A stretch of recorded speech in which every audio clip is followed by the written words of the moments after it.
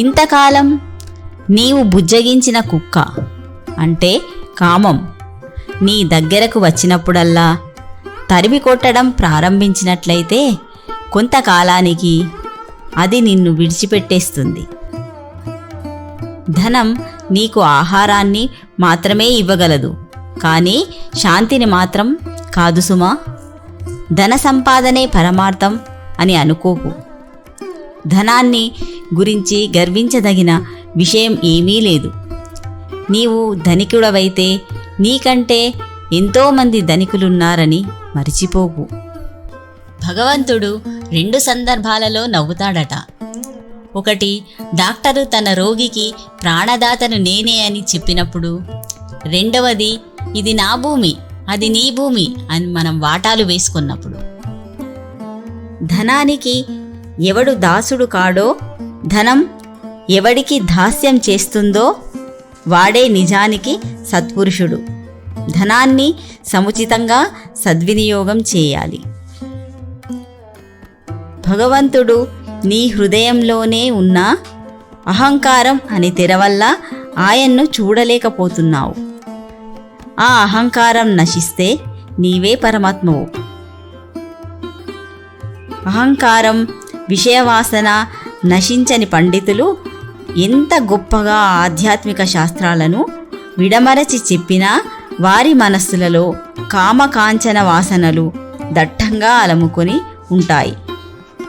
ఎలాగంటే ఆకాశంలో ఎగిరే గ్రద్దల యొక్క దృష్టి కుళ్ళిన మాంసం మీదే కదా. శాస్త్రాలలోని విషయాలను అదే పనిగా ఏకరువు పెట్టక ఆచరించినప్పుడే వాటి యొక్క ప్రయోజనం సిద్ధించి శాంతి చేకూరుతుంది. మార్గం తెలిసాక మనం చేయవలసిన సాధన చేసి గమ్యం చేరుకోవడమే కదా. సాక్షాత్కారమే మన గమ్యం. భగవంతునికి చేరువయ్యే కొద్దీ నీలోని అహంకారం వల్ల జనించే ప్రశ్నలు, హేతువాదాలు నశించి ప్రశాంతత చేకూరుతుంది. అల్పజ్ఞాని ఇతరులకు బోధ చేయాలని చూస్తుంటాడు. సంపూర్ణ జ్ఞానికి ఈ తపన ఉండదు. ఎవరైనా తన దగ్గరకు బోధ కొరకు వచ్చినప్పుడే వారి అర్హతను బట్టి అతను బోధ చేస్తాడు. ప్రతి దాంట్లో అందం ఉంది. చూడగలిగే కళ్ళు కొందరికి మాత్రమే ఉంటాయి. అన్ని రకాలుగా ప్రయత్నించి విఫలమైతే మరొక్కసారి ప్రయత్నించండి. అనుభవానికి క్లాస్ టీచర్కి ఒక తేడా ఉంది. మొదటిది పరీక్ష ముందు పెట్టి తర్వాత పాఠం చెబుతుంది. రెండవది ముందు పాఠం చెప్పి తర్వాత పరీక్ష పెడుతుంది.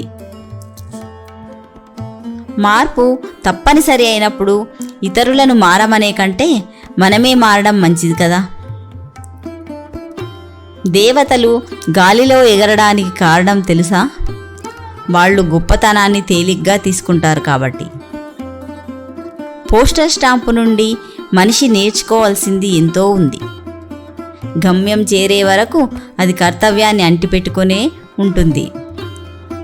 కోపం వస్తే 10 అంకెలు లెక్క పెట్టడం మంచిదే, కానీ విమర్శించే ముందు కూడా 10 అంకెలు లెక్క పెడితే మంచిది. అంటే ఇతరులను విమర్శించడం మానమని.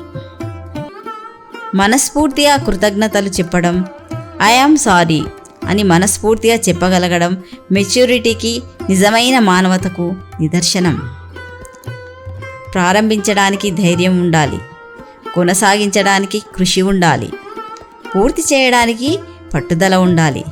కానీ ఈ 3 స్టేజీలలో మొహం మీద చిరునవ్వుంటే సార్థకత.